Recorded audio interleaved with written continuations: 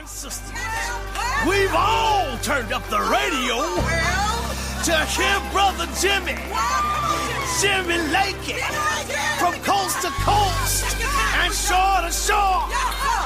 Now raise your voice. Oh, let us all, Jimmy Lakey, get out of bed. Jimmy Lakey, raise your voice.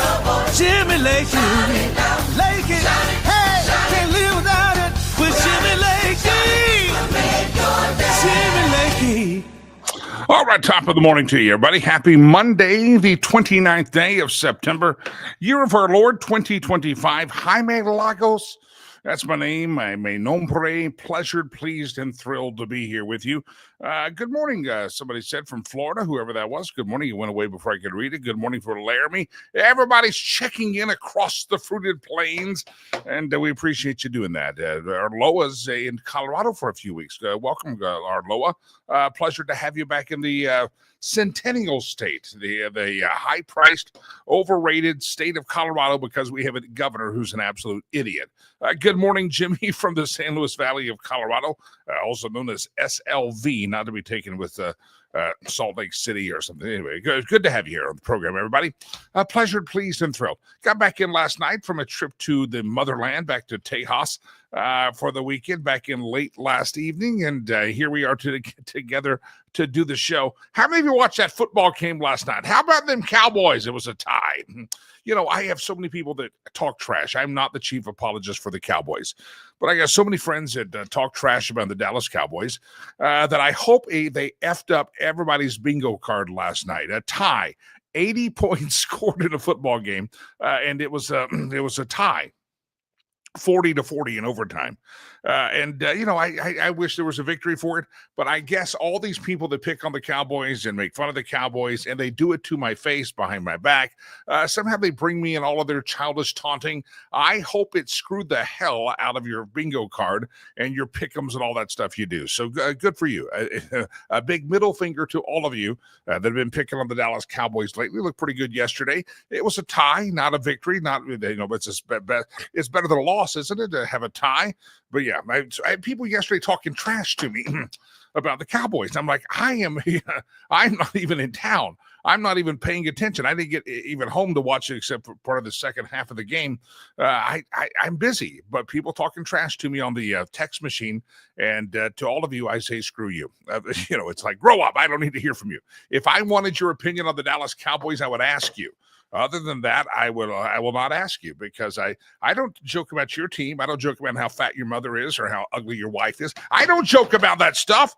So why do you joke about that stuff? All right, a little bitter party of one. Please come to the table. All right, Monday, the 29th day of September, year of our Lord 2025. Pleasure to have you here on the show. I did do it again. I have the story that we did last week with Jay Ratliff, the best and worst airports according to Flyers. And I cannot go to Denver International Airport, fly in or out of it, and just recognize the bottleneck and the hell that they created at the airport. And I know people say that they didn't predict the growth of the Denver area.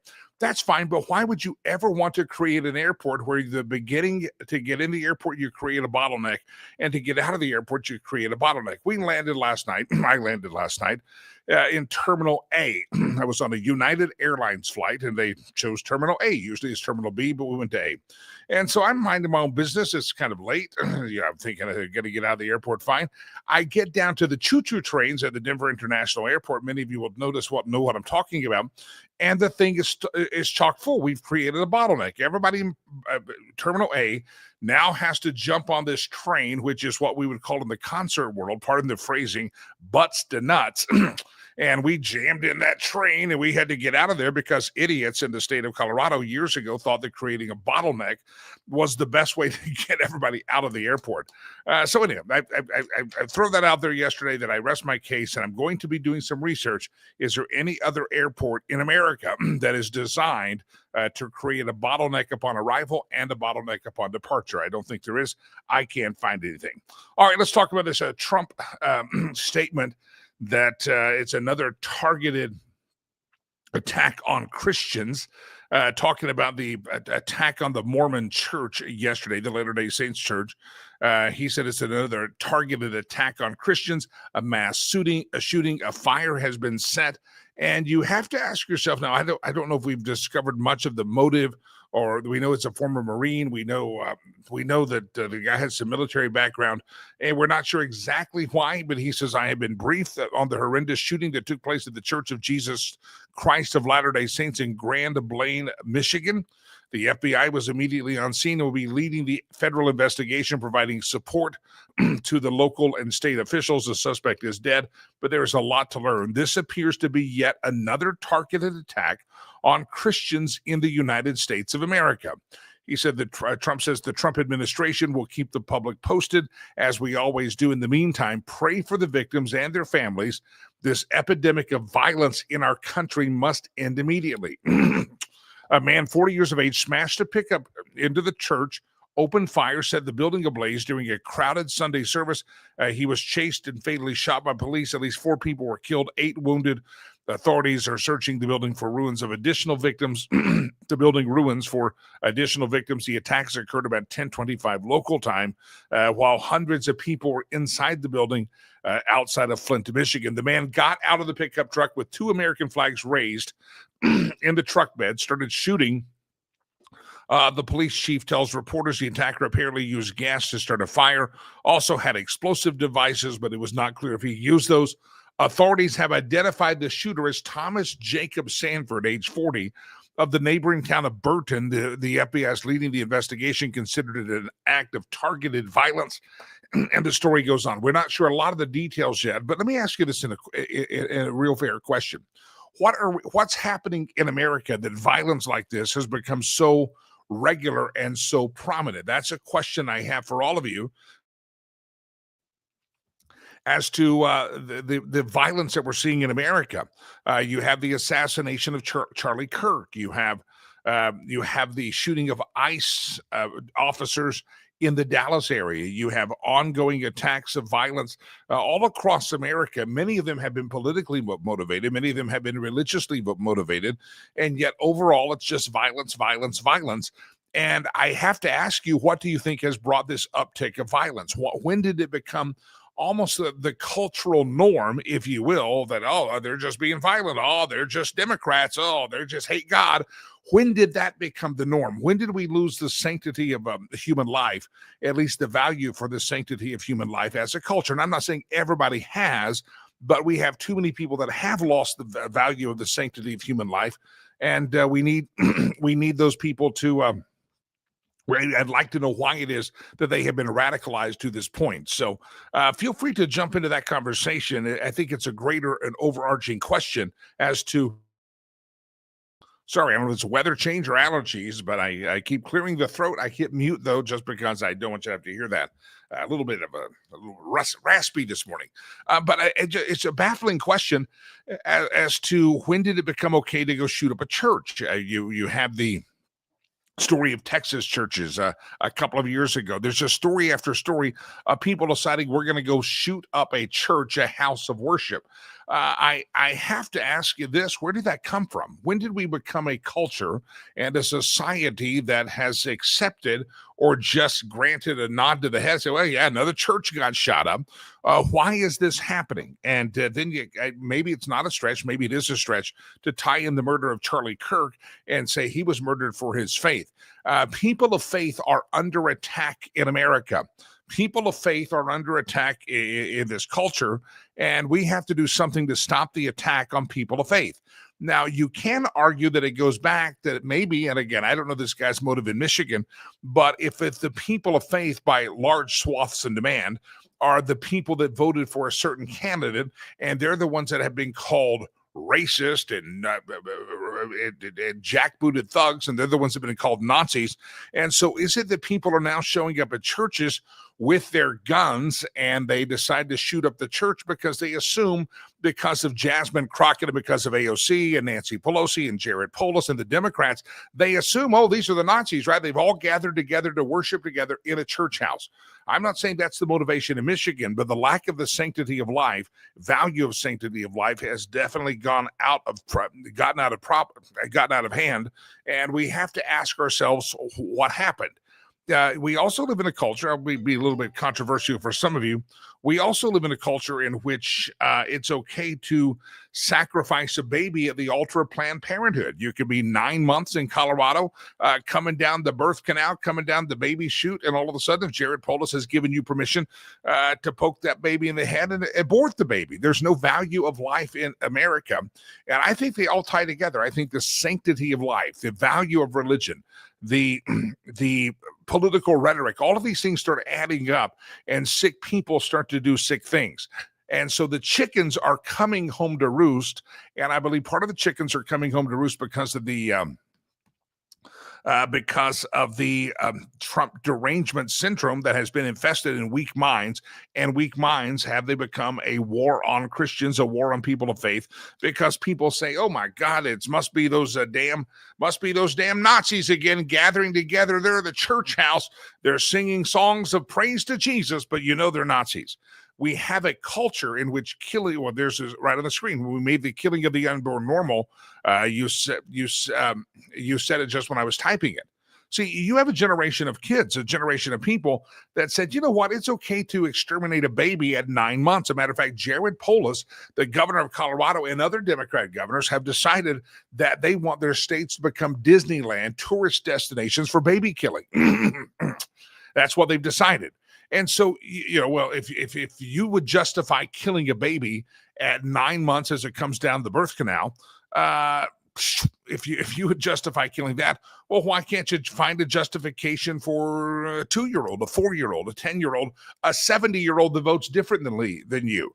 Maybe you can show up on the streets of Boulder and shoot down Jewish people, as happened a couple of months ago, because you don't like their Jewishness and you want to do that. Until we restore the common of life, the common sense of the sanctity of life, then it is it's not good. It's not good in America, and it's going to keep on happening. I told you the story last week, and I think you got idiots like Jasmine Crockett and these other people that say, oh, there's nothing to see here. Our language is just factual. It's just factual. We're just telling the truth here. Well, no, you're not telling the truth. And I remember the story, and I mentioned this to you last week on the program, that having spent a lot of times, dozens and dozens and dozens and dozens and dozens and dozens of hours over almost 20 years in Africa, I know the history of the genocide in Rwanda. And most of you only know that through Hotel Rwanda. Well, how did you do it? If you go through any of the museums there, they will tell you it was years of propaganda of opposing political parties. The colonists had come in and colonized the beautiful country of Rwanda. And in order to colonize, they divided to conquer. Originally, it was Belgian colonists. French had involvement as well, but they decided early on, that there's actual video of this, that they were going to follow the tact of Margaret Sanger, the inventor of Planned Parenthood, and they were going to have to divide to conquer. So what they did, and there's actually video in the genocide memorial museums of them doing this, is they decided to take the Hutus and the Tutsis, which were two ancient tribes from long ago. People had forgotten them. They were just Africans. They were just Rwandese. And they decided you're going to have an ID card in your wallet. You have to identify yourself as Hutu or Tutsi. And in order to bring them into the meeting and say, hey, what are you, Hutu? I don't know what I am. I don't know. I just know I live here. They shared songs. They intermarried. There was no animosity really between these ancient tribes. Most people had forgotten the demarcation. Most people had forgotten the demarcation so much that they didn't even know their identities. So the colonizing government decided, we're going to have to give them a new identity. Everybody has to be divided up. So they divided them up into this Hutu and Tutsis clan, and they did it by, number one, the width of your nose. That is True, measure the width of your nose. How wide is your nose? You go to this tribe, you go to this tribe. The other way they did it was they said, "Hey, you have how many cows? You got okay. You're in the small cow group." And eventually, with the width of the nose and the number of cows, they decided that they divided up an entire culture. And then what do? You have to divide to conquer. And so they put a smaller group of people, the Tutsis, in charge of things and said, "Hey, you guys run with things, and you kind of be the ruling class." So they immediately brought separation. And in bringing separation, they brought division because they had no more unity. And then over the course of a generation, there was animosity that grew between these people, and people in different families were put in different tribes, and you can't intermarry between. It became chaos, and they had propaganda, entire radio and television stations that spread the propaganda that the Tutsis were cockroaches. And in doing so, eventually the language kicked off into a full-fledged genocide that lasted. So don't think that words don't have consequences. They do. And overall, the dehumanization of human life and the dehumanization of people and the lack of value of human life is also a very nasty, nasty thing. There's on the screen common thread where this happens: dehumanizing language, cockroaches, vermin, common in genocide regimes, makes it easier for mass killing. And that's what's exactly is getting to in Rwanda, that it's happened there. So any Democrat out there like Jared Polis, it won't condemn this phrasing. And where are the national Democrats that will come out and condemn the phrasing of calling people Nazis and things that are less than human? And because people with weak minds think that they're saving America from Adolf Hitler. And that's a nasty thing. And when they go to a church and shoot it up, they think that they're saving America from the Nazi rally. This is the type of language that the chickens are coming home to roost. And I hate to say it, don't know the motivation for this cat in Michigan yesterday, but overall, we have enough evidence on the table that would say that the dehumanizing and lack of sanctity of life that the Democrat Party has birthed in this nation, and the sacrifices that are given on a daily basis in the name of women's reproduction care, we call it abortion, the sacrifices made there show that we don't value human life very much. I've said this after shootings before, and people have thought it was kind of controversial, but it shouldn't be, that these politicians get very upset. Oh, a child was killed at a school. Oh, a child was killed at the church. A child was killed. That's great. You're right. It's very horrible. But those same politicians, many of them, had that baby not made it down the birth canal, they would have celebrated that as a choice and said, oh, that's woman's health care.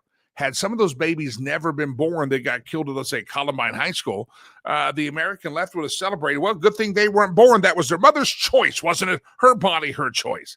And yet they act tragic and sad when the babies are killed 16 years later, 14 years later, 13 years later. And as long as they were killed at the church house, as long as they were killed at the schoolhouse, then it's a tragedy. But if it would have happened at the Planned Parenthood clinic, that's kind of a reproductive choice, even though there's viability even outside the womb, that child could have lived. So we live in a sick and twisted world, my friends, in which the value of life has really gone to hell in a handbasket. And there's one story out there, I think Newsmax has it, that churches are going to really need to bolster their security. Not go to a large church. I don't know their security plan. I do know that there's a big security team and a security operation. I don't know it. I know some of them wear security badges and weapons, but I just know that others are probably secret there. Pastor Lucas Miles, who's the senior director of Turning Point USA, which is Charlie Kirk's organization, their faith division. Lucas was on the program. He was on the program with us last week. He said with these attacks in Michigan at the Mormon church, it underscores the need for houses of worship to bolster security, warning that Christians worldwide are now facing persecution. Lucas Miles, friend of this program, on with us last week, said over the weekend, the right to worship freely is one of the most sacred of our rights. It's God-given. And after reports of a gunman opening fire, setting fire to the Church of Jesus Christ of Latter-day Saints in Grand Blanc, Michigan, killing one, injuring 9 others. Anytime you see an attack, regardless of what faith it is, on a house of worship, this is a tragic thing, and our hearts and prayers are with them. Anybody participating in your local church and their security efforts, I would have to ask you, my friends, what is it that your church is going to do to respond to this? Even in Colorado years ago, remember the attack on New Life Church? There was a shooting, people killed there several years ago. It's happened. It's ongoing. That things that used to be sacred places and safe houses are no longer there. Dennis says, interesting history lesson, Jimmy. Had no idea about Rwanda and the fighting between their two tribes. The Hutus and Tutsis were kind of non-existent. I mean, you could pull them up historically in the region, but people didn't pay attention to them. They had forgotten about them. They intermingled. They shared the same folklore. They shared the same songs. They shared the same everything. And by the fact, I'll give you another trivial point. You know, in Rwanda, there were actually another tribe that people were actually had held on to that identity a little bit longer. And that was the Hutus and the Tutsis. So the genocide happened in the early 90s, and that was the Hutu genocide of the Tutsis. So the Hutus, who were not in the, quote, ruling class and didn't have all the best jobs because the colonists gave those to this other tribe, they started saying, why are we being left out? You were my friend. You were my cousin. Your dad was my godfather. But now you've kicked us all out, and we're living a horrible life. It's your fault. It's your fault. It's your fault. And the propaganda machines came out with this phrase, cockroaches. Cockroaches was the big one. And culturally, they were called cockroaches, and eventually it snapped into the genocide. The other tribe there that was not mentioned in the genocide, the Hutus and Tutsis, are what we would call the Twa. TWA, I think, is the English spelling of that, the Twa. You probably know them as pygmies, and you'll think pygmies are short people you learned about in social studies. A lot of that is nutrition. It's like you cannot stereotype a Twa or a pygmy as saying they're all short. That's just not the case. As a matter of fact, the school that we have built, Legacy Christian Academy, is in the center of an area that is known for many Twa, and yet you go to our school because of proper nutrition. I can't tell the difference. So you don't know we don't know who's a Twa or who's not a Twa. And by the way, national ID cards in Rwanda no longer have any identifying markers. They got rid of this tribal talk, but the Twas have been kind of the lowest of humanity in that area. They were the lowest on the feeding chain, and they weren't involved in genocide. They didn't participate. They were recluses from society. But yeah, there's hatred that can be built by these conversations and this propaganda that's not good. And then you take the propaganda with the overall teaching that the value of life does not matter. It's not good. It's not good, and we end up with shootings in churches. All right, bolster security. Anybody on the church security team? Does your church have security? I know my church has security. You would have to have security. The church the size of the one I attend, but it's fascinating, and it's sad that we have gotten here. But it's all just the cultural identity of people gone crazy, and listen, friends.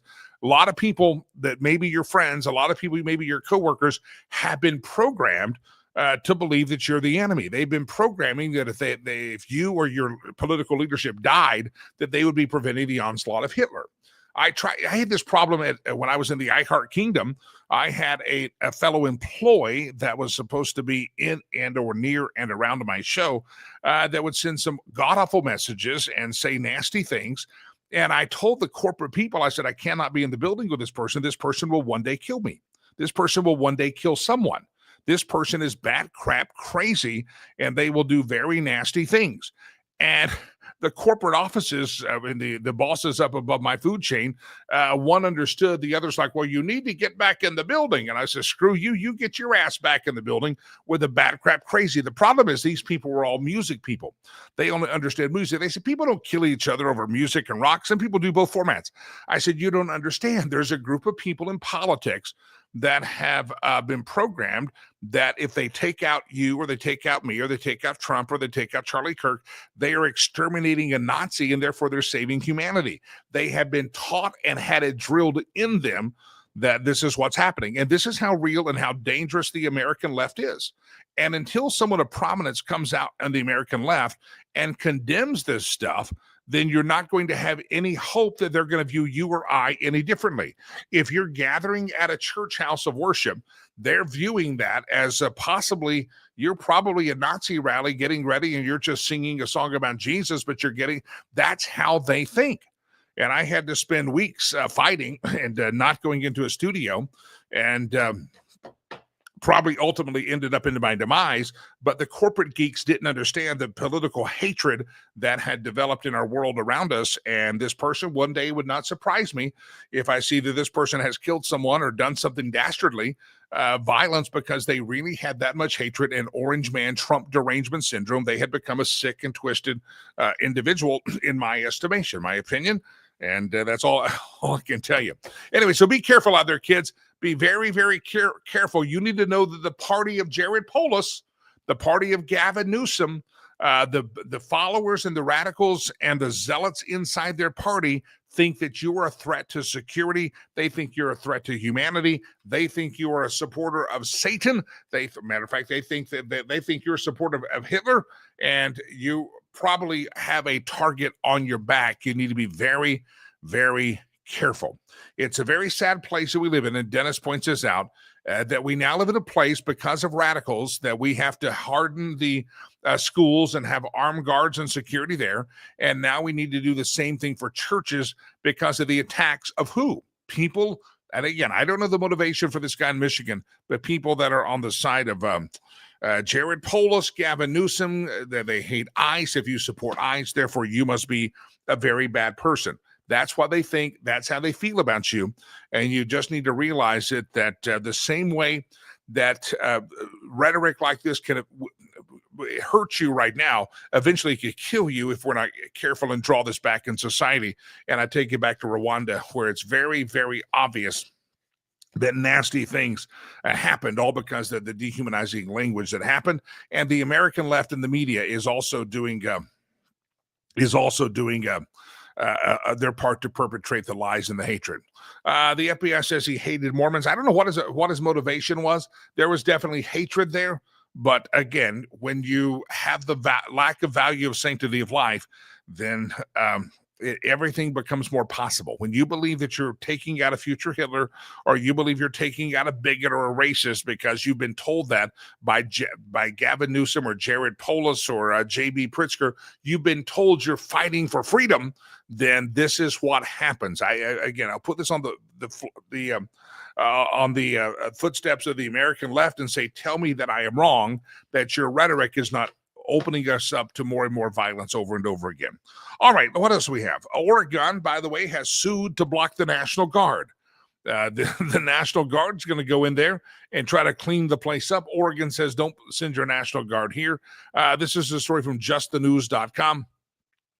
Oregon sued the Trump administration late last night, filing the lawsuit seeking to block President Trump's order to deploy 200 National Guard to the city of Portland. Oregon Attorney General Dan Rayfield is joining in the preliminary injunction filing this. Oregon communities are stable and our local officials have been clear. We have the capacity to manage public safety. Now, I know we've got listeners and viewers up in Oregon. Maybe you're watching live, maybe you're listening later on the podcast, as thousands of ear holes will hear and see this show over the course of the next 24 hours. If you're in Oregon, can you tell me if that's a true statement? I was talking to my niece, I believe, somebody this weekend who used to live in that north, maybe someone, I forgot who I was talking to, and they said, no, you don't want to take tourism right now. It's not a good place to go. I have not spent really any time in the Pacific Northwest, and I was talking about I've always wanted to go there, but I'm probably thinking it's probably not a good idea. And this person that was from there or had lived there had said, yeah, it's not a great time to go. Tourism is not necessarily what it used to be. So Trump has invoked Title 10, authorizing 200 Guard members to deploy to Portland for 60 days, including protecting federal property amidst the ICE protest. The governor has also objected of Oregon. She has said there's no insurrection or threat to public safety that necessitates political or military intervention in Portland or any other city in our state. She emphasized that deploying the National Guard on the streets of Oregon is an abuse of power and a disservice to our communities and our service members. Well, listen, after watching, you got a bright red state, Texas, that has radicals showing up there shooting cops and ICE members there. And so I'm guessing the threat is even higher in the state of Governor Tina Kotex. Kotex? Is that really her name, Kotex? Oh, it's a K. Kotek. All right. Good to know. Sorry. I just reading that going, that's a strange name. I mean, I know we call him Tampon Timmy up in Minnesota, but we're making that up. And this lady's name is actually Kotex. But it's not. It's Kotex. Tech, with a K. Yes. Still sounds the same, doesn't it? All right, good to have all of you here on the show. I mentioned the podcast platforms. Don't forget, we're on all of those, and we'll be up there almost instantly after this show. It's magical how it happens. We show up on all the podcast platforms. So if it's Spotify, iHeart, you'll just look up Jimmy Lakey Unleashed. You will find me there, and listen to the program. We'd love to hear from you. Boy, I'd love to hear from you that you're listening on it, but like and subscribe. That really messes up the algorithms, and it helps get us out to more people, even though some of the algorithms would like to keep us quiet. It just allows us to be heard by more and more people. So like and share and do everything you can on all the podcast platforms. Podbean is a good one. Spotify is another good one. So this show, every show shows up there right after that. Let me read a couple of comments and go to my first guest. It's not just the politicians that's at fault. Our school systems have relegated the beginning of life as just a clump of cells with no distinction or value. The public schools do it. The whole Planned Parenthood thing.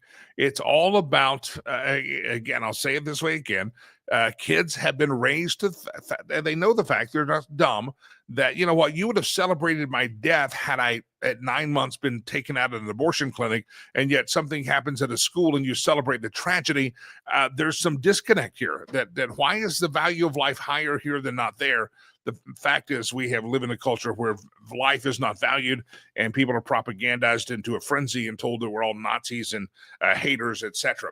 All right, after the Charlie Kirk murder, there were a lot of businesses and schools across America that had to get rid of some employees. And of course, you know, this show happens right here from the state of Colorado. We got people in Oregon, Michigan, all over America listening. And I'd love to hear your stories in your area. Type them in the chat room. If there's a story around there of people, teachers, or somebody that got fired from their job, feel free to jump into the conversation. But we have a great website and a news source here in Colorado. It's called Complete Colorado.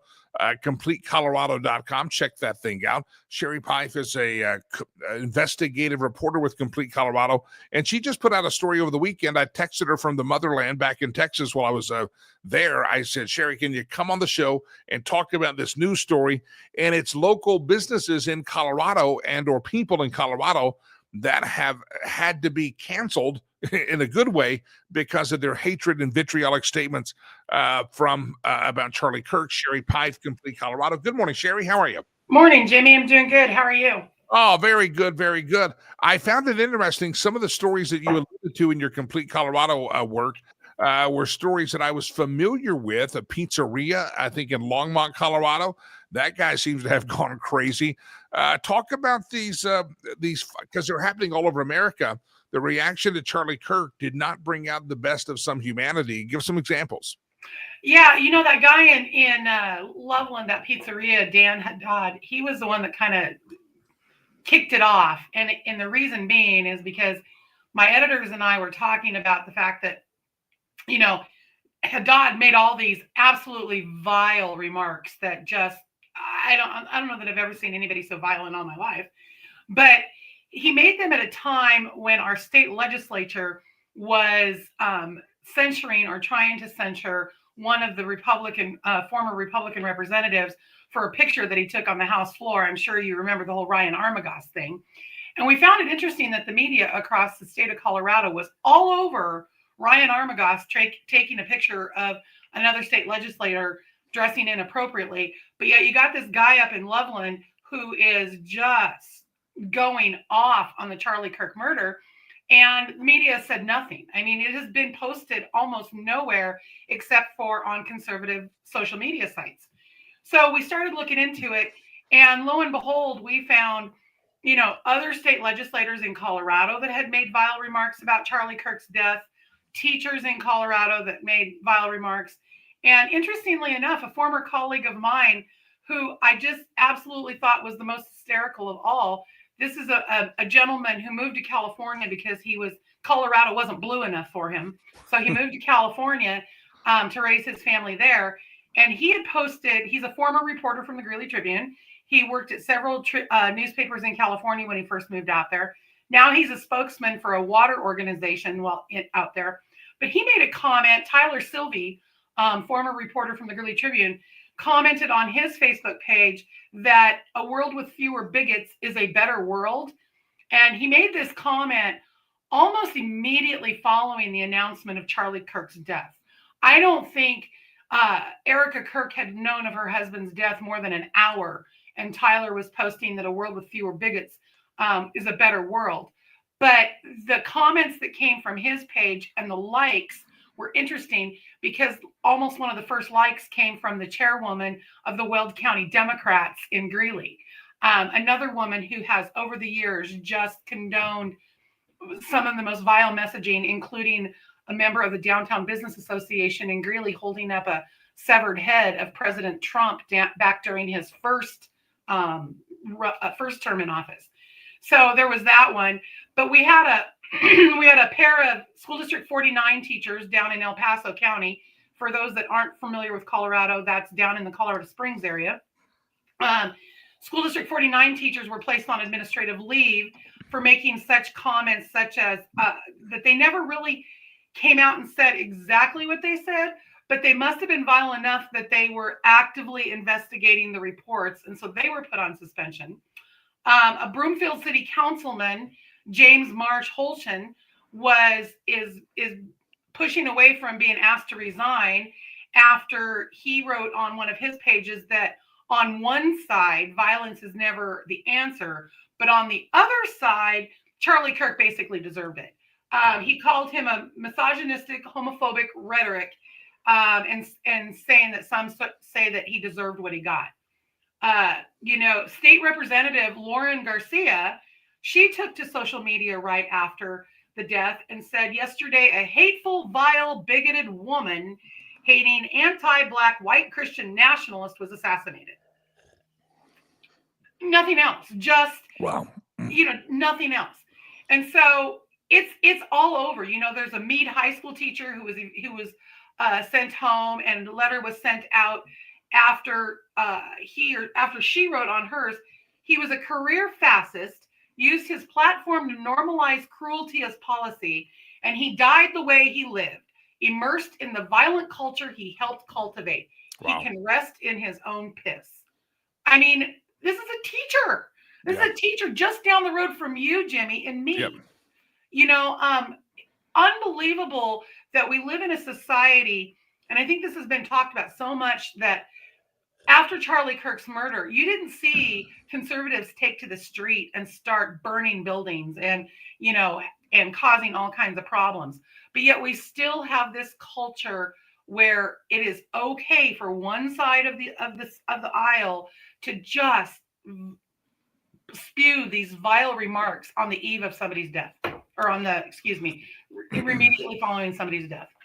I talked about the root cause of all this and kind of how we got here. But let me ask you, do we know the teachers? I believe some of the teachers are not going to be back. They have been terminated, if I'm not mistaken. Has the pizzeria person in Loveland, have they apologized? Have they doubled down? Have they gone out of business? I mean, what's the consequence? Some teachers employed by taxpayer dollars, I believe, have been permanently canned. But is there any other fallout happening that we know of?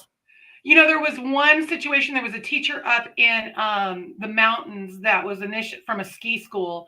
And I think it was in Vail or Eagle, I can't remember, that was initially suspended and then brought back. But you're right. In most cases, most of these teachers have been permanently let go. In the case of the elected officials, you have to either recall them or they have to step down. So there's really no recourse there. In the case of Dan Haddad, and I'm trying to get back to his stuff, from his pizzeria, I think, what was the name of that place? It was Misfits Pizza. Misfits Pizza in Loveland. The only recourse for him is people stop going to his business. But I haven't seen where there's been, I haven't read about this in the Loveland Reporter Herald, the Fort Collins Coloradoan, the Greeley Tribune, the three newspapers that you think would have covered it, the area newspapers. And his were the worst. I mean, this is a man who said Charlie Kirk is boiling in a pot of his own feces in the depths of hell. He then went on to wish that his kids were killed. Were killed in a school shooting. I mean, so really the only recourse for him is that people stop eating there. And I don't know how anybody who even doesn't like Charlie Kirk can support a man who openly wishes that Charlie Kirk's children were killed in a school shooting. Sick. Sherry, there's another story that's now made national news because it regarded a chain, Raising Cane's. Evidently in Fort Collins, there was a worker that corporate has stepped in and fired that made inappropriate comments to people that were wearing, I think, MAGA hats or Charlie Kirk gear. And it was just an employee supposed to be frying the chicken strips and the French fries, goes ballistic on people that might have been Charlie Kirk supporters. Have you followed that story at all? I saw a little bit about it. And while you were in Texas, I was up in South Dakota, so I haven't seen much, but I did see a little bit about that story. And I think at the bottom of, I think where this is all rooted is we need to remember something. And I know there's been a lot of conversation about this and a lot of disagreement, I should say, as to what pertains about the First Amendment. People need to understand, and as much as I don't like the fact that this employee did what he did. Now, if he was being rude or being ugly or, making people feel uncomfortable inside Raising Cane's, I'm going to say it again. Raising Cane's had the right to fire him. It's not a First Amendment. It's not a protection of free speech. Your free speech is protected from government passing law that keeps you from speaking out against government. It doesn't protect ABC. It doesn't protect somebody who works for ABC from making comments that don't stand in line with ABC's brand or Disney's brand or Raising Cane's brand. Colorado is an at-will state. And if this guy did what he did to these MAGA folks, he had every right to be fired. Yeah. So did Jimmy Kimmel. And I'm going to say it, so did Roseanne Barr. Now, the fact that ABC brought Jimmy Kimmel back, they should have brought Roseanne Barr back for the very same reason, if they're going to go off on this free speech thing. But people need to understand free speech is free speech. And so, yeah, Raising Cane's had every right to fire this guy. And unbelievable that we think we live in a society that it's okay to just do these things. We've gone beyond Sherry. Sherry Pife is my guest. She's a reporter for Complete Colorado, CompleteColorado.com. If you're listening on the podcast version later in the day, which thousands of earballs will watch or see this show, so a lot of you may not know, you're not seeing the screen. Sherry Pife, CompleteColorado.com. Sherry, we're getting to the place now, and we've seen it manifest, that it's not just people saying nasty things, that it has sparked violence. You have the shooting of Charlie Kirk. You have the shooting of ICE folks in Dallas. You have the National Guard having to go out and protect federal facilities in Portland. These people have turned violence, and it seems to be becoming more and more regular. Where are the national leaders? Where's Jared Polis condemning this type of stuff? Why isn't Jared Polis coming out and condemning the restaurant in Loveland that said these nasty things about Charlie Kirk? It seems as if until this stuff has become so normal in part of our political conversation, and it seems like one side's not willing to condemn it at all. It's become almost pathetically sad that we're normalizing it, and we need to stop normalizing it. And you're right. The governor needs to come out. The state legislators need to come out. Monica Duran, the Speaker of the House in Colorado, needs to come out and condemn the remarks made by Representative Garcia, by Representative Woodard. Representative Woodard has made remarks such as this. At a time when they're coming out and they're condemning Republican representatives for the things that they're doing, they are literally just, and somebody said the other day, County Commissioner in Weld County posted on one of my posts on my website that this is no longer a political thing. This is a good versus evil. And he's right. It is a good versus evil. But the problem is we have party leaders such as Jerry Shepherd in Weld County who are evil. And there are plenty of Democrats that are not evil. There are plenty of Democrats that are condoning this type of behavior. So we have to look to our leaders to condone the other people who are supposed to be leaders. Jared Polis, as basically the face of the Democrat Party in Colorado, needs to come out and say, the heads of these local parties need to stop. This is ending. My son had a bottle thrown at his car the other day driving down the highway in Greeley because some guy didn't like the way he made a left turn at an intersection. People are agitated over everything right now, and you have to be careful everywhere you go. I just recently over the weekend hiked Crazy Horse up in South Dakota. And before I left, my son said to me, "Does the woman that you're going with carry?" And I said, well, why do I care if she carries? We're hiking a mountain up to the top of Crazy Horse. And he goes, "Because Mom, I don't trust people. And you're in South Dakota where it's super conservative, super open. And who knows how many people up there are not like that are going just for the sole purpose of walking that hike. And you say something wrong and you're gone. I don't want to live in that world." And Polis needs to come out. Hickenlooper needs to come out. Bennett needs to come out. They all of them need to come out across the United States and tell people this has got to stop. We have got to get back to, because people are just more and more agitated every single day of the week over nothing. Yeah. I was telling my listeners earlier that spending a lot of time as I do in Rwanda, that's how the genocide actually happened there, was years of propaganda calling them cockroaches, cockroaches, cockroaches. And after 20, 30, 40 years of generation, it ended up in a genocide. 1 million people died in 90 days and still dealing with the fallout of that. Sherry, I'll give you another example that didn't really get a lot of news and publication, but it had nothing to do with Charlie Kirk. A week or so before Charlie Kirk died, famous Focus on the Family founder James Dobson died. He was elderly. I met James several times. He died in Colorado Springs. And rather than just putting out a nice quote, "Rest in peace," the governor, Jared Polis, is so vitriolic that he posted immediately, "This guy left a lot of mixed feelings in people saying, do you have a James Dobson story?" And basically, he opened up his public platform. The body was not even cold yet. Jared Polis wanted to hear about all the people in the homosexual community that didn't like James Dobson and what a hater they thought James Dobson was. And Jared Polis facilitated and encouraged and started the conversation rather than just say, "Hey, the guy's dead, rest in peace." He said, "Who else was traumatized by this guy?" This is how these people think. They're sick in the head. They don't. And I'll give you another example here in a second as to how they don't think appropriately. They don't think in the moment. They don't think about the actual event that just occurred and comment on the event occurred. It is always a political message. We have said this for how many years, Jimmy? There's nobody better than a Democrat to capitalize on a crisis. They have capitalized on crises for as long as we can remember, and they're just doubling down on it. I'm sure you heard about the guy over in Weld County that the sheriff had to release because of laws in the state of Colorado that prevented him from being held. The guy was being held on attempted murder charges, and because he was incompetent to stand trial, new laws in Colorado required the sheriff to release him. So after he releases him, Sheriff Reams warned everybody, this guy is dangerous. Yep. This guy is going to do something that is not going to be good. Not but a week or so after he got released, he was arrested again for carrying an M16 or something. I can't remember, AR-15. I can't remember what it was, but carrying a weapon onto the college grounds in Greeley. He was arrested again.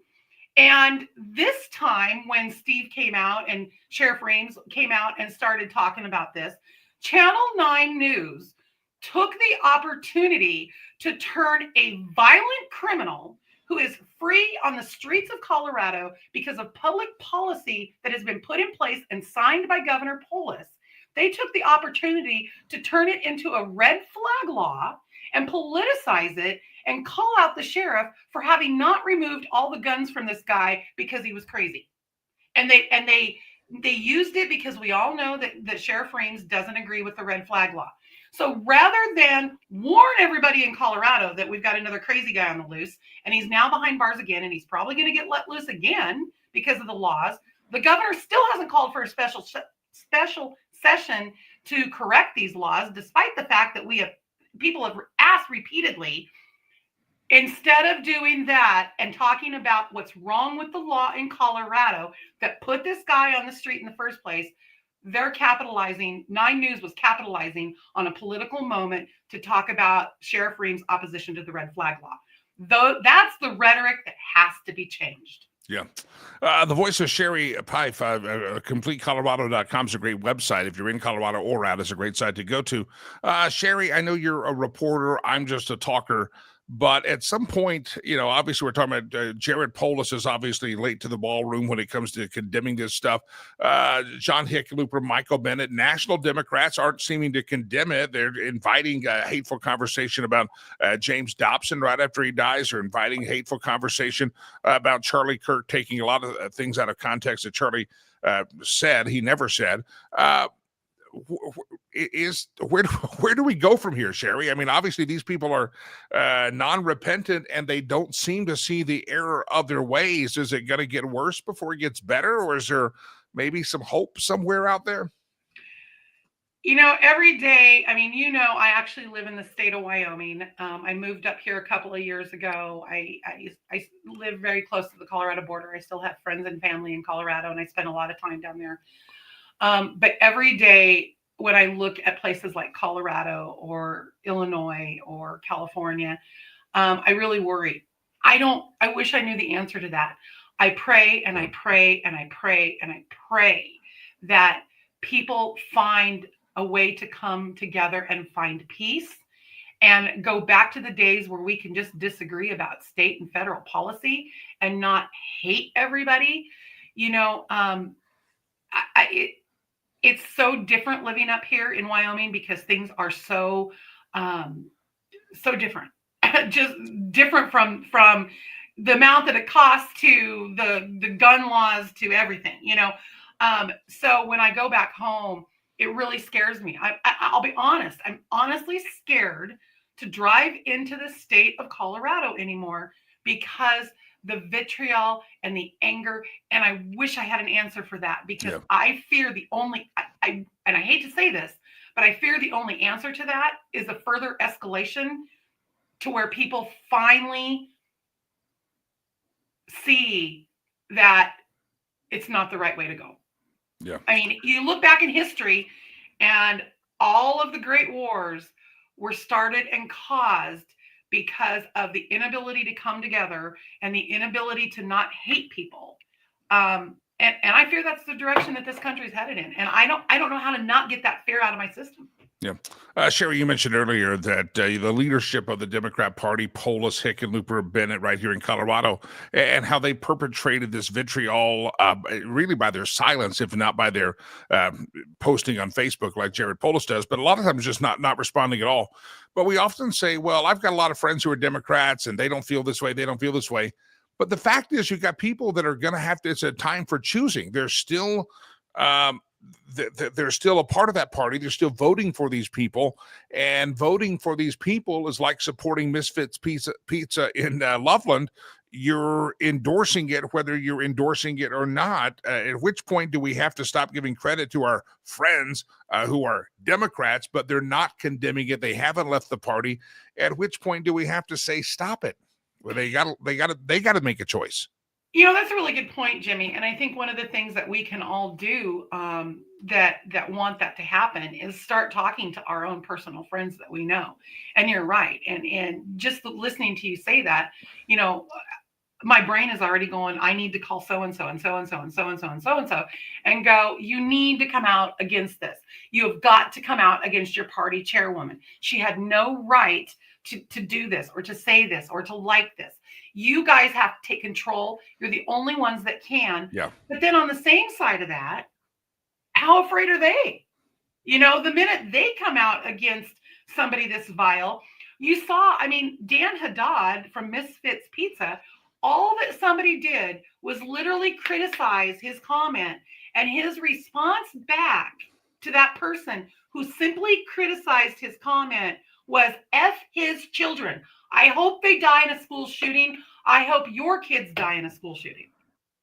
Wow. So anybody, I can also see the other side where these Democrats who don't condone this behavior, there's a lot of people out there. There's more people out there that are not like you and I, Jimmy, that are willing to be open about their feelings and their beliefs because they're scared to death. They don't want to be on the next in the next morgue. Yeah, unfortunately, that's where we're at. Sherry, you've got the complete story at CompleteColorado.com. All the this is a Colorado-centric story, and you name the names of the school districts and the teacher. If you know the names, you tell the names. You're not afraid of that. But hopefully, there's going to maybe you think getting fired would cause teachers to say maybe I shouldn't behave that way. But is anybody learning any lesson at all? I don't know yet. Only time will tell. I have seen a little bit on these leftist talk shows. I don't watch them hardly ever, but after the Jimmy Kimmel thing, my news reporter brain got curious and I wanted to go see what some of the other talk show hosts were saying. And it seems that they're taking deep, and they may be doing it out of spite and funniness, but they're still doing it, taking deep breaths and thinking before they open their mouths. And I think it's more a matter of fear of having the plug pulled on their shows than it is anything else. I don't think it's out of conscience. I think it's out of fear that they're going to lose their show. But, hopefully teachers start seeing that this is not being accepted and they start reconsidering things that come out of their mouth or come out on their social media pages. My second job up here in Wyoming is I work with kids in 7th through 12th grade in a college preparatory program. And one of the things that I'm trying to instill in my 7th through 12th graders is proper social media etiquette, proper email names, proper email etiquette. I'm trying to instill in these kids that you've got to have a certain amount of decorum if you want to go into life successful. And I think that is what is missing from a lot of these adult people. It is so easy to go on social media and say something to somebody because you don't have to look them in the face to say it. You don't have to listen to them respond back and hear the hurt or the inflection in their voice. And that's what's missing in a lot of our adult leadership right now, because they never learned social media etiquette. Yeah. Sherry Pipe, if anybody wants to read the story, they can go to CompleteColorado.com, and they want to follow you. You're out there on social media as well, and you have proper etiquette. Where do they find you? I'm at CompleteColorado.com. I'm also just Sherry A. Pipe, Peif, online at Facebook and Instagram, and then at Complete Sherry on X. You had to catch yourself. I heard the complete. Whoa, hang on there, Sherry. I like your work. I think it's very good, Sherry. Thank you. Thank you. Sherry, great to see you. We'll catch up again soon. Thanks for hopping on here this morning. I appreciate it. Go to CompleteColorado.com and you may find a business or school district. And there's one thing you can do, like the Misfits Pizza in Loveland. Never been there. Don't intend to go there, but hopefully if you have been there, maybe that's somewhere that you might want to contemplate and reconsider different places to get your pizza. You may want to do that. Some of you may want to consider that, contemplate. That's your choice, your decision. You have right to get pizza from wherever you want to get pizza at. But also, I know that she mentioned Meade High School has terminated a teacher. I think you ought to thank your schools, thank your school districts when they start making the right decision. It's kind of like you have to reinforce your dog's behavior with a doggy treat. Sometimes you got to give positive reinforcement to the people that make the positive reinforcement. And then you also got to call out and ask, with all this vitriol that came out by these Democrats in Colorado, why did Jared Polis not condemn it? Why did he not say something that would have been maybe de-escalationary, but he didn't. And Jared Polis is just one feckless Democrat in Colorado. Michael Marblemouth Bennett, John the Barmaid, Hickenlooper, all of these people, the barkeep, they're all just pathetic in their weakness and their unwillingness to condemn this vitriol. And I can tell you that if they all say Republicans, you're white supremacists, let me tell you, with my life's work and my life's mission, if I've sensed white supremacy, let me tell you, I will be the first one to speak it out because Daddy don't do that stuff. Daddy does not put up with that. So anyway, it's pathetic to see the leadership that these Democrats have. And maybe Sherry's right. They're just all afraid that they could end up in the next morgue at the hands of one of the people in their own party. All right, Raising Cane's in Fort Collins. They did fire the guy or the person, and I saw the statement, and I also saw the story. I thought this was fascinating. It had nothing to do with political rhetoric. That the guy that started Raising Cane's, I bookmarked it. I got to read it further. His net worth is now like up there, and he's like worth billions, and like up with Jerry Jones, who owns the Dallas Cowboys. I got to look at this story. I thought it was fascinating that selling chicken strips, which I think the chicken strips at Raising Cane's are a little overrated. I mean, they're good, but come on. They're chicken strips, right? But the branding and the marketing of it, I asked my son and his friends one time, I said, what is it about Raising Cane's? Why do you guys like it so much? They said, it's the sauce, the Raising Cane sauce. I'm like, you can't like it for the sauce. It's a chicken store. No, that's why we like it so much. I don't know. Anyway, the guy's worth bazillions of dollars now. Like up there, he could buy an NFL football team cash. I thought that was fascinating that he's made that much money off chicken. I got to check the sources on that one. If Sherry Pipe doesn't report it, I'm not sure it's always true. Just not sure. Janelle says it's the processed foods that are making people mean. Maybe. I don't know. It's maybe Satan himself, Beelzebub, has infested some of these people. And I think you can't take, I appreciate your comment, Janelle. Thank you. Processed foods are a little bit danger. Not sure if they're making people mean, but they're definitely making people sick. And when President Trump or Robert F. Kennedy Jr. come out and make an announcement, hey, we could maybe do better in the health world, people start popping Tylenols like they're sweet tarts or something on a Halloween candy bin. That's a sad world we live in, that these people have become so, I guess, vitriolic that whatever President Trump, if he tells them that oxygen is bad, they're going to stop breathing oxygen, which maybe that's the next play that'll make us all safer again. Janelle, thanks for your comments out there. I do appreciate them. All right, glad to have you here on the program. If you know a story in your state, in your city, I'd love to hear from it. Who's gotten fired? Are there restaurants out there? I mean, we talked about the one in Loveland, Colorado. Feel free to post it up there if there's a story out there that you want us to know about, because word will spread and we need to call these people out and expose them for their vitriol. And if it's a school teacher, can you imagine what this teacher, if she can celebrate the death, there's a couple of them in Colorado, they celebrate the death of Charlie Kirk and say such nasty things. Can you imagine what they were telling their kids behind the closed doors? Can you imagine what the lesson plans were like? If you have such hatred in your heart that you celebrate the death and wish death on children like the owner of the pizza shop, and school shootings, if that's how evil you are, willing to be in public, can you imagine how evil you are privately? You're at the point now, there's a sacrifice of something going on that's not good. It's absolutely not good. I think it's also important that we realize that, remember, the Bible's clear. We don't wrestle against flesh and blood, but powers and principalities. There's an unseen realm out there. And I have to tell you that in the unseen realm that we have to be aware of, a lot of this is a lot of spiritual stuff going on, and some of these people are on the wrong side of the spiritual warfare. And when you say possessed by Beelzebub, I don't think in some instances we're that far off. I mean, that type of behavior and wild and craziness and lack of life, lack of seeing virtue in life has happened throughout history. And there has often been a spiritual realm to that. And so just wake up, America, wake up, Colorado, wake up where you're at, and realize that, yeah, the teachers are sometimes doing bad things, the pizza guy in Loveland's not doing good things. But where we're wrestling against is not flesh and blood, but powers and principalities of the unseen realm. And it is a definite spiritual warfare that's being made manifest in the physical. And if you want to understand the entire perspective of that, then you need to maybe get the good book out and do a little reading. And this is why, and I think a lot of people I was listening to some conversation on one of the news podcasts out there that I listened to, and they were talking about some of the language of the Charlie Kirk funeral, and they kept talking about the armor of God, put on the whole armor of God. And if you're not familiar with the Bible, in a battle, you often have armor, right?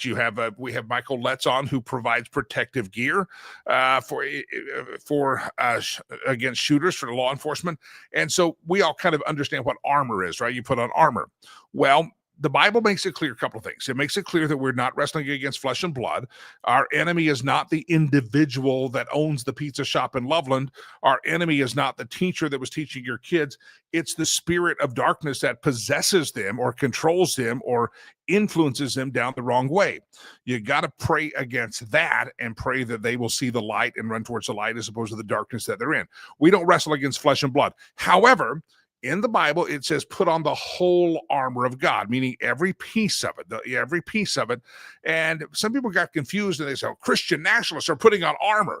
No, it's a spiritual. It's the helmet of salvation, the preparation of truth. And you go through looking up the armor of God in the Bible, and it's the breastplate of righteousness that to protect your chest. And so it tells you how to put on this spiritual armor, the whole armor of God. And then you don't back down. I want to point something out about the armor of God. It's maybe cheesy, but I'll tell you this. If you believe that it's spiritual warfare, it's not time to back down. It's not time to hide. It's not time to put our head in the sand. It's time to put on the whole armor of God. And I'll tell you this about the description of the whole armor of God in the Bible. Ready for this? All of it protects your front side. There is nothing in that whole armor of God described in the Bible that protects your backside if you're retreating from the battle. You're in a battle. We're in a battle. We are spiritual beings living on a physical planet, and there's a spiritual battle in the unseen realm right there. But the Bible's very clear. Hey, you're in a spiritual battle. Put on the whole armor of God and recognize that the whole armor of God is all stuff that's all frontward facing. In other words, God anticipates that we as believers and we as people that are followers of him are going to walk into the battle. We're going to walk into the fray, but with him, we have the protective gear on, and it's not retreat gear. There's nothing to protect your back if you run from the battle. We must march forward and walk right into it. So don't be disheartened, my friend. Do not be dismayed. Recognize we live in a world of darkness, and people sometimes perpetrate the darkness, first of all, by actions, sometimes by inactions. You have governors, you have politicians that are perpetrating the satanic, godless influence in Colorado and in other places, not maybe because they're burning incense and channeling demon spirits. Maybe they are, but a lot of times they're just silenced, and they're cowards, and they're fearful, and they don't want to stand up against their money base. Money, the love of money becomes the root of all evil. That's why the Bible clearly says, not money, but it says the love of money is the root of all evil. There's some politicians that will not condemn this, even though they know people will die, because the love of money that they have has become the root of all evil. So there's a lot to be learned, my friends, and the Bible definitely puts it out there for us to pay attention to, that put on the whole armor of God, because God expects that we're going to walk right into the fray, and we'll be protected when we need to be. Jimmy, while teachers and politicians, Ray says on the screen, he's commenting off YouTube, made disgusting comments about Charlie Kirk, we're seeing an increase in growth for the Turning Point program in schools and colleges, and we should. Because you know what? They tried to kill Charlie, thought they'd silence him, thought they'd scare some people. But that's why at the funeral, it was so important that you hear this talking about put on the whole armor of God. Why? Because retreat is not necessarily where we're headed here. We're going to continue to march into the battle. And so you have a whole bunch of people that are going to march into that battle, march into that fray, and just keep on going. I was reading, somebody said yesterday, that I forgot where it's at. But anyway, basically they said the Gen Z young men, high school, college age young men, are probably going to be who saves this country and turns that party around, or at least exposes it, because they're fearless out there, and that they turned great numbers for President Trump. So anyway, put your whole armor on, recognize what the Bible says. It's not time to retreat. It's not time to be afraid of these whack jobs that run pizza shops and or teach schools. It's time for us to engage into the battle. Know who your school board is, know who your mayor is, know who your governor is, know when they're feckless and when they're failures and when they're weak and when they're pansies, and they won't stand up for what's out there that's nasty and horrible. You got to put on that armor, and that's what the Bible says. That's if you were confused by the Charlie Kirk funeral and they're talking about put on the whole armor of God, it's not about Christian nationalists and building a bunker. It really is. There's a list of armor that we're to wear in the spiritual realm so that we can we can overcome the onslaught and the darts and the arrows that the enemy throws at us. So you got to put it on. All right, there's your Bible lesson for the day. As ad hoc as it was, I want you to be encouraged by it, because the Bible clearly warns us about the spiritual battle we're in, and it's happening all around us, and we see it manifest. And unfortunately, we have a lot of politicians that will not stand up to this, but they should. All right, ladies and gentlemen, it is a pleasure and a privilege to be here with you. We're going to do the meme roulette. It's called the stolen meme section of the show, where we go around the globe and we steal memes from where we don't know. Sometimes we don't. These are little funny ways to push the memes out there. Before I do the stolen meme section of the show, I want to remind you about Sherry Pife. If you're missing the Sherry segments on Friday, by the way, you're missing. You go back and watch or listen to the Friday show and listen to Sherry talking about insights in real estate, how the markets are changing and how things change as the interest rates go up and down. Talk about the seasonality of real estate and how there's not a season in which real estate transactions cease, it ebbs and flows. And you want to get on the front edge of some of those things. So even if you're this past Friday, we talked about just planning ahead, that she's talking to people already planning to sell their home this year or next year, but she's already, there's strategy already going on. You need to have that strategy, homeswithsherry.com, homeswithsherry.com. Maybe you're moving in-state, maybe moving out of state. Maybe you want to move across town. Maybe you want a bigger house, smaller house. Maybe you need an outbuilding. Maybe you need a third car, fourth car garage. Maybe you want to get to a condo. Whatever the case may be, Sherry can help you and make the right decision. She knows that if you make the right real estate decision, that can end up being an investment that builds up generational wealth for you. And so it can pay off for not just you, but your future generations. And she works with every moment trying to become your realtor for life, wants to earn the privilege to become your family's go-to when it comes to real estate. Your kids get old enough, hey, call Sherry. She'll help you get your first home. You want to get into rental properties, call Sherry. She'll do it. Whatever your real estate needs, she wants to earn the privilege of becoming your realtor for your family and for life. Homeswithsherry.com if you're in Fort Collins or Fort Lupton, if you're in Denver, if you're in Dacono, if you're in Broomfield, if you're in Boulder, if you're in Lakewood, if you're in Littleton, if you're down in Parker, Aurora, you get the idea. That I-25 metro corridor, Sherry's ready to meet with you, ready to talk with you and come up with that that strategy you need. And by the way, we call it an interview on Friday. You're going to interview her, you're back and forth, and you may not choose to go with Sherry. She may not want you as a client. Owe it to yourself, though, to talk strategy and kind of get a plan together and find out if Sherry's your person. I hope she will be. Homeswithsherry.com, homeswithsherry.com, homeswithsherry.com. Be sure to tell her that Jimmy Lakey's talking about her on the program. All right, here we go. The meme roulette. This is where we steal memes from around the intergoogles. Let's do it. Round and around the globe we go, where we steal the memes from no one knows. This is a little food humor. It's all text. I'll read it to those of you listening. Banana, I'm not ripe yet. The banana says again, I'm not ripe yet. The banana says, I'm not ripe yet. Whispering at 3 a.m. in the morning, the banana says, I'm ripe. Then the banana by 8 a.m. that morning, I'm rotten. Boy, welcome to Browntown. So I don't know. I don't pick the memes. I don't know. But producer Chad evidently has been traumatized by bananas and their brownness that they do. Round around the globe we go. Where we steal the memes from, no one knows. When somebody tells you that you need to check your facts, then they share a link to a CNN article. That's the laughter that you get on your face. That's true. Check your facts. Here's what CNN said. Whatever CNN said, it's not facts, my friends. It ain't facts. It's just not gonna. You can't count it as facts. You can't trust it. Round around the globe we go, where we steal the memes from, no one knows. Here's a little photo lesson for you. When Democrats are in the charge of a city for too long, look at that photo. You get Chicago. You get Los Angeles. Look at San Francisco. Look at Detroit. That's what happens. Anybody gone to downtown Denver recently? Since the Democrats have taken a stronghold of this state, parts of downtown Denver, some of the scariest places I've ever been. I'm not being hyperbolic at all. I feel safer walking the streets of downtown Kigali, Rwanda, in a third world country that's known for its safety, but I feel safer there than in some parts of Jared Polis's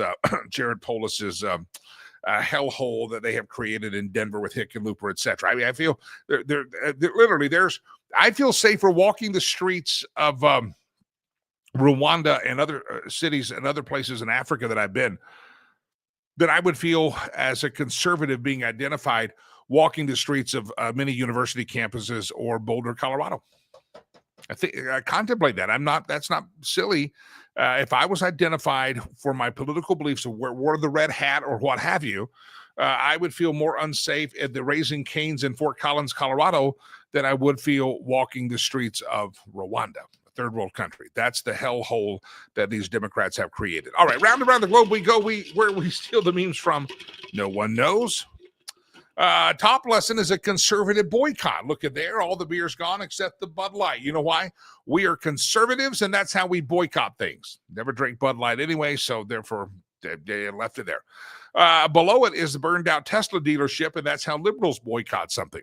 Rather than just not buy a Tesla, they had to, old virtue say, have you seen those Teslas around town?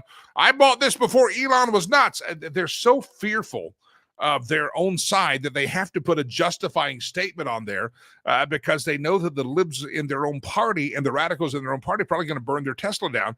And so they hope they put a bumper sticker on their car that virtue signals how holy they are and how righteous of mind they were whenever they bought the Tesla. Round around the globe we go. Where we steal the memes from, no one knows. Somebody said I was spot on. I just saw that flash on. They said I'm smart. I think they said, I don't know. I'll go back and look at it. What I think I look like in a cowboy hat versus what I actually look like. I almost bought a new hat and boots this weekend in Texas. I almost bought one, but I didn't want to have to deal with the luggage. Yeah, I didn't have time. I was busy. I was caring for other things, but I saw a couple of the boot stores and the hat stores that I like, and I said, I should stop off and get a boot and a hat, but I didn't. By the way, shirt's blue. I would have worn a blue, gotten a blue cowboy shirt or something too. It's got to be blue. I'm going to freak all of you out soon. I'm going to wear a red shirt. Round around the globe we go. Where we steal the memes from, no one knows. Ladies and gentlemen, there's the top of the line IT security of the 1990s. Anybody remember that? I remember those little things. Who's got the key to the disc? Those are the little mini floppy disks, not the big floppy disks that were actually floppy. Yeah, that's top of the line security. Lock and key, baby, lock and key. Round around the globe we go. Where we steal the memes from, no one knows. I'm in the ER. This is Gen X Talk, so we steal this meme from. It's a photo of a vacuum Dyson cleaner. It says, I'm in the ER. I won't bore you with details, but the Dyson ball cleaner is a dangerously misleading product name.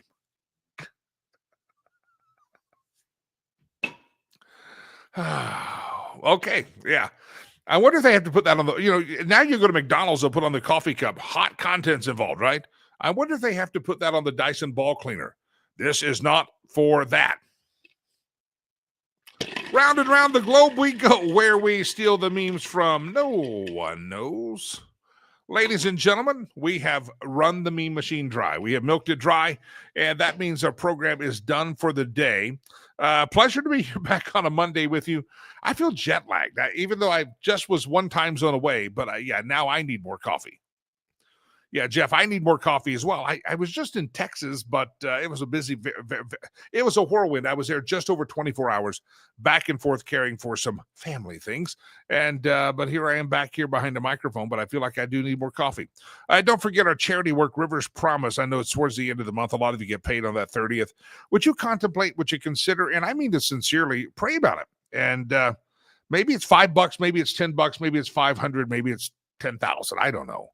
But what we do with Rivers Promise is take care of kids.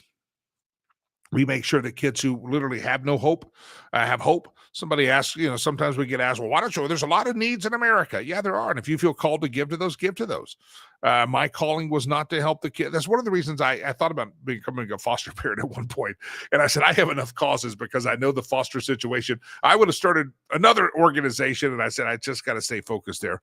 But yeah, give to what you feel called to give to. But if you can help us out with Rivers Promise, we'd appreciate it.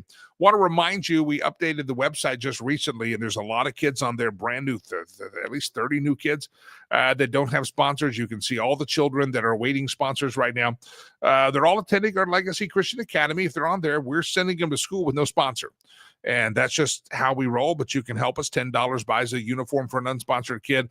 $30 feeds that child for a month, 2 meals a day. $65 does all of the above that I just mentioned, plus provides their health insurance for a month, and it goes there from there. So from $10 to $65, that's how you impact one child. It's very easy to do. And if you go to the Rivers Promise website, I appreciate it. I had somebody, I saw a note. I've got to send a note out to a dear lady named Rachel. The desk, it's been on my desk here for probably a month, and I'm behind on it. I had a golf tournament and got busy, but Rachel had a family member pass away and gave money from a very nice gift on regards to her family member passing away. And so whatever it is you can give, I'd love for you to do that. Feel free. It's riverspromise.org, riverspromise.com. I'll be heading back there in less than 60 days, and I'll give you the updates on that as we get closer. But please donate if you head to payday, riverspromise.org, riverspromise.com. You can find it there, and it'll be fantastic that you go there and check it out. Riverspromise.org, riverspromise.com. All right, ladies and gentlemen, I'm going to have some more coffee. I got a little bit. I got another sip in here in the Rivers Promise mug. Tomorrow, I'm going to bring out the red mug. I got a red one now. Yeah, got a red one. We're going to bring that out tomorrow. That'll freak out. The color balance will go really crazy. Jeff says that guy doesn't know how to use the Dyson correctly. I have one and haven't been to the ER. Just saying. The Dyson ball cleaner. Good. Next time we hear from Jeff, no one please in the chat room, don't ask him if his balls are clean. We don't care about that. Sophomoric humor. Somebody was, I just saw a comment I want to read here. I think I saw one. I think I've lost it. Well, Stacy says, waiting for me to wear a cowboy hat on the show. I'm going to stick with the fedora for now, but it's good. I think it was a good choice spending time at the Cigar Lounge. Charlie's. Oh, yeah. If you haven't seen my Instagram, go check out this Cigar Lounge. We should do a trip. I should charge money like a tour guide trip. And we all go there, and it's the most fantastic cigar bar ever. Like it's Vegas style. It's connected. It's in Mansfield, Texas. Okay, I'm not getting paid for this. Mansfield, Texas. And I found it. I drove there. I got there, and I said, "This is phenomenal. This can't be real." It's right next to it. It's called Meehan's Chop House. But then they have a cigar bar, and it's big, and it's like a giant restaurant, and it's absolutely fantastic. And you can order the steak from the Chop House. And I had a New York strip brought in, 14-ounce New York strip, and a Caesar salad. I asked for extra anchovies on the Caesar because a lot of people don't want their anchovies, and I'll take the extra. So, and I sat there and I smoked like a proper gentleman. I smoked a cigar and ate a New York strip, and then I had a beverage, and then I had another cigar. And then I went to my hotel and slept like a baby. That's how I rolled there. It's fantastic. It's on Instagram. I put the story up there on Instagram. You can see it. It's beautiful. Sports was on everywhere, giant screens, but very nice. Mansfield, Texas. You say, where's Mansfield, I ask you? It's just south of the Arlington area. So Arlington, Mansfield, they kind of run together. And so I was probably 15 minutes from Jerry World. Back when I was there, Mansfield was like a farm community, kind of a suburb of more of the Fort Worth area.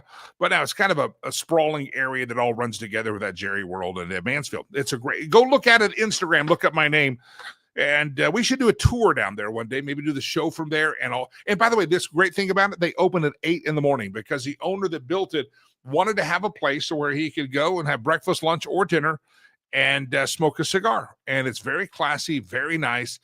And it was a highbrow establishment. Let me just say that. I was in shorts and golf shirt, but it was good. Very nice. Yeah, check it out. It's on my Instagram. All right, ladies and gentlemen, I got to go. It's time to wrap this program up. We'll be back here tomorrow morning. By the way, Instagram is where you can find me. IG. It's just my name, Jimmy Lakey. If you're on the Facebook, it's facebook.com/Jimmy Lakey fan page. Twitter is just my name, Jimmy Lakey. Until we meet again tomorrow morning, thanks to everybody who's been a part of the program. I am Jaime Lagos, Jimmy Lakey, info@jimmylakey.com if you want to say hi. Until we meet again, God bless you, God bless America. Jimmy Lakey, peace. I'm out.